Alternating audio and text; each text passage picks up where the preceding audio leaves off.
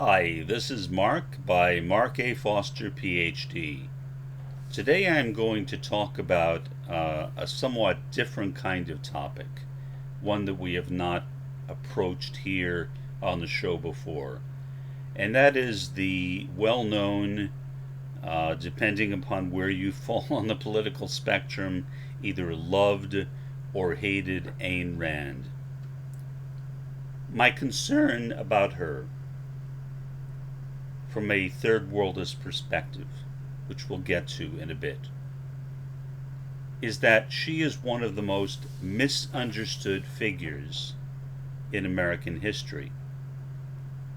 She was a Russian-born person, emigrated to the United States, and she was known for, of course, writing The Fountainhead, most likely her best-selling book, but she also wrote a book called Objectivism. Objectivism is the book which basically laid out in non-fiction form what her philosophy was. And to most people, her philosophy was simply ugly. It was an exaggerated form of right-wing libertarianism. Now, American libertarianism was arguably founded by Murray Rothbard. I don't know if there was any contact between the two of them, but their ideas are somewhat similar. One of the main differences was that Ayn Rand was a virulent atheist. She was a very, very strong atheist. What I would suggest is that you go to YouTube and conduct the following search.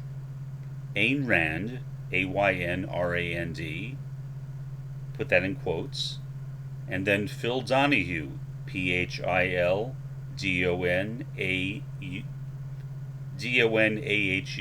Got it, yes, in quotes as well. And she did 2 interviews on the Donahue show, which I used to watch all the time. Now, Phil Donahue could be somewhat annoying. He was kind of in your face all the time, but I still liked the show. It was a very well done daytime talk show. Donahue was the father of the daytime talk show format, which was later picked up by Sally Jessy Raphael, whose show is no longer on, Jerry Springer, whose show is no longer on, and Oprah Winfrey, whose show is no longer on. I believe there are some newer faces in that genre, but I don't know who they are, since I don't watch daytime television anymore. For that matter, I don't watch nighttime television either.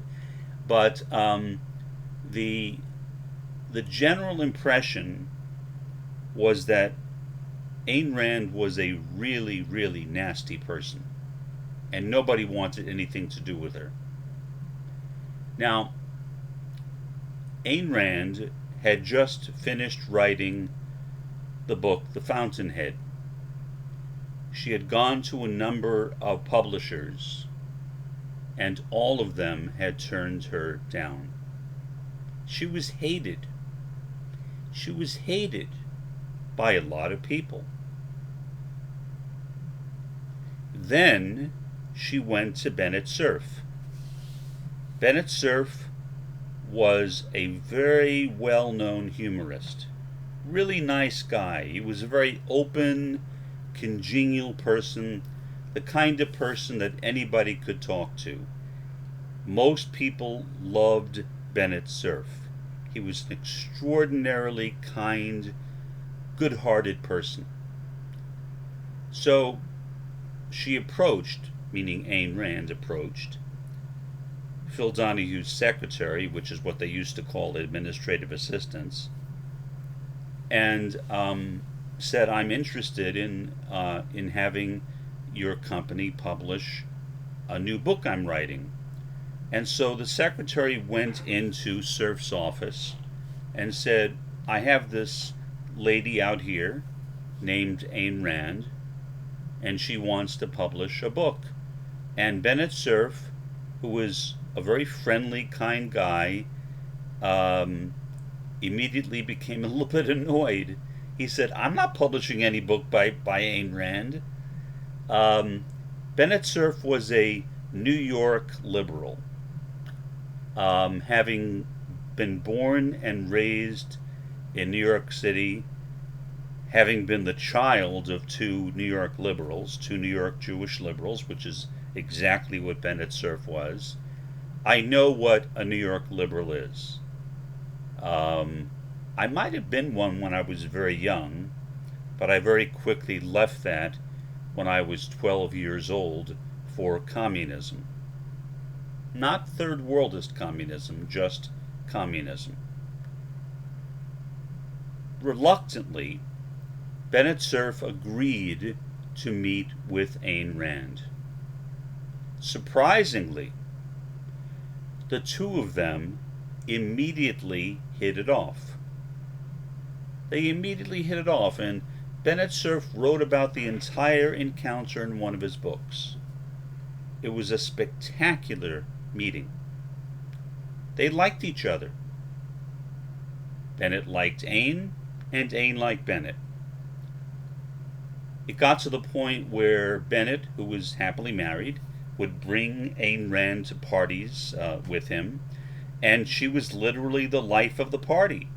She would talk to people. She was very friendly, very gregarious, exactly the opposite of what most people think of when they think of Ayn Rand. If you have watched those two interviews by Ayn Rand on the Donahue show, which are both available on YouTube, you can see how nasty she portrayed herself. But I would suggest that if you have watched those shows before, that you go back and watch them again.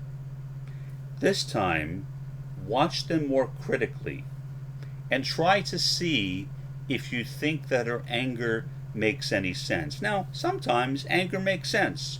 Somebody offends you, somebody insults you, somebody calls your mother by a bad name, and you get offended, right? Okay, so sometimes it makes sense to be anger. Certainly righteous indignation is a good thing. But the kinds of things that Ayn Rand was getting upset at literally made no sense. And at one point, Phil pointed that out to Anne and said, Anne, why are you getting upset at this? That's a perfectly reasonable question. And it was. I don't remember what the question was, but if you watch those shows, you'll see that little portion of one of them. It makes no sense that any human being would get upset at the kinds of thing that she was getting upset at. After reading what Bennett Cerf said about Ayn Rand, that entire encounter, all of her books, suddenly made sense. Ayn Rand was a broken woman. She lived in Russia, not in Germany, but she was Jewish. She remembered the Holocaust. She lived through that period. She was not a victim of it, but it really, really hurt her very deeply and gave her a very, very negative feeling about human beings. Now, did she like having that negative feeling? No. That was clear when she was with Bennett Cerf, when she was natural, when she was herself, and she was not forced to conform to the popular impression or caricature of her. But Ayn Rand was devastated by the Holocaust. Her anger at the questions that people in the audience of the Donahue show suddenly made sense. Why was she getting angry at such innocent jokes? Point is, she was putting on an act. It was all an act, in my opinion. And that is what I think is implied in Bennett Cerf's book. She was not a nasty person. She was in reality a very nice person, someone whose heart was crushed by the events of the Holocaust. And her heart was crushed so much that she saw the only alternative was to become a nasty human being. Her philosophy, objectivism, a really, really depressing philosophy. I've known people who accepted it, including a very good friend of mine who was simultaneously an objectivist and a Zen Buddhist. I asked him, I said, how could you be both? I mean, Zen Buddhism, like all forms of Buddhism, is based on compassion. Certainly Ayn Rand was not, at least as she presented herself, a compassionate individual.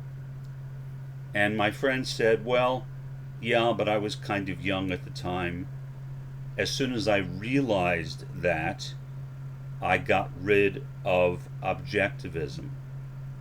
Okay. So, objectivism, basically, if you're not familiar with the philosophy, it's an exaggerated form of libertarianism.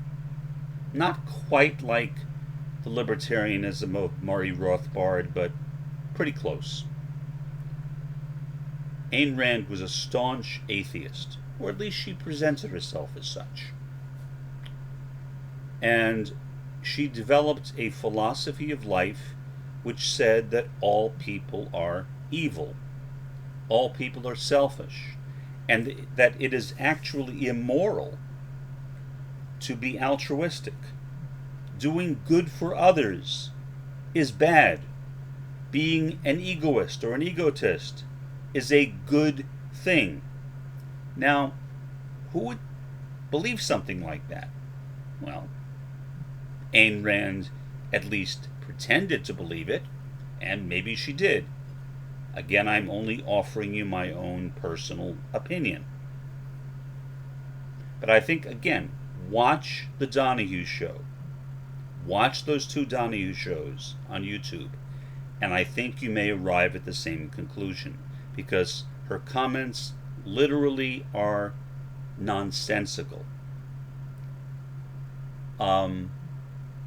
If you believe that people are by nature evil, that people are by nature greedy and selfish, which is not different than most forms of conservative or American libertarianism, then you will feel that we should not care about our neighbors. We should only care about ourselves, about becoming financially wealthy, about becoming successful, whatever successful is.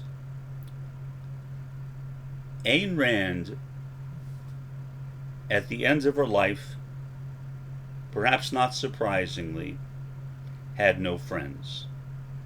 Bennett Cerf had already passed on, so I think if Cerf were alive, he would have certainly spent time with her. I would not be surprised. Cerf was a very, very wealthy man. Today he would be a billionaire. He would have helped her. I'm sure that Bennett would have helped her. From everything I know about him, from having studied him, Bennett was a kind, generous man. He would have done his best to make sure that Ayn Rand lived her last years in dignity. But that didn't happen. She was a pauper. She was destitute. She lived in a small apartment in Manhattan, in New York City. That was the end of Ayn Rand. Now, when people think of Ayn Rand, they don't think of that Ayn Rand, the Ayn Rand who died in poverty. They think of the Ayn Rand who wrote The Fountainhead or who wrote Objectivism. That's who they think of. They associate Ayn Rand with a philosophy of life, a philosophy which I would argue that Ayn Rand herself did not believe in. She was, in a sense, making a mockery out of all the evil she had seen in her life. She was angry at the Holocaust. And so I would suggest that whatever you might think of Ayn Rand, and most people that I know don't like her, that is until I tell them what I just told you, then some of them change their minds, that you might change your mind too and see Ayn Rand in an entirely different light. I know I do. I have tremendous compassion for her. And when I see people, in effect, worshiping her, or worshiping the personality that she created, in effect, well, of course, Ayn Rand was not her real name anyway, it was a pen name. People worshiping that person who called herself Ayn Rand, I find that to be horrendous. I wish that more people would read what Bennett Cerf said, would reflect on what she says in her books. I have. And I am personally convinced, or as convinced as any human being can possibly be, that Ayn Rand was not that person. She was that person that Bennett Cerf knew. She was that person that Bennett Cerf and his wife brought with them to parties and charmed all the guests at those parties. Imagine Ayn Rand charming people. She was apparently a very charming person in real life. Everything else was a farce, a fallacy that was not the real Ayn Rand. So, why did I bring up this story? I brought up this story to show how much the first world can damage people. In effect, I think that Ayn Rand is a case study of how living in the first world, with the contradictions of capitalism, even though Ayn Rand pretended or acted as if she were a staunch capitalist, and I have no way of proving that she was or was not, that if you look at her work, if you listen to her shows on Donahue, and I will actually put those shows below the video so you can go and watch them, then I think you will have a much different opinion of Ayn Rand. Again, not at all the person that most people think that she was. So if there is any argument to be made for ending the dominance of the first world, I think Ayn Rand is a good place to start. Not the most compelling argument. She's only a single person.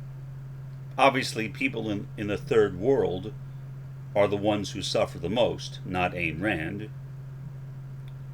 But still, I point her out because I grew up thinking of her as an evil woman. I no longer do. I now see Ayn Rand as being, well, I wouldn't say a wonderful person because I didn't know her.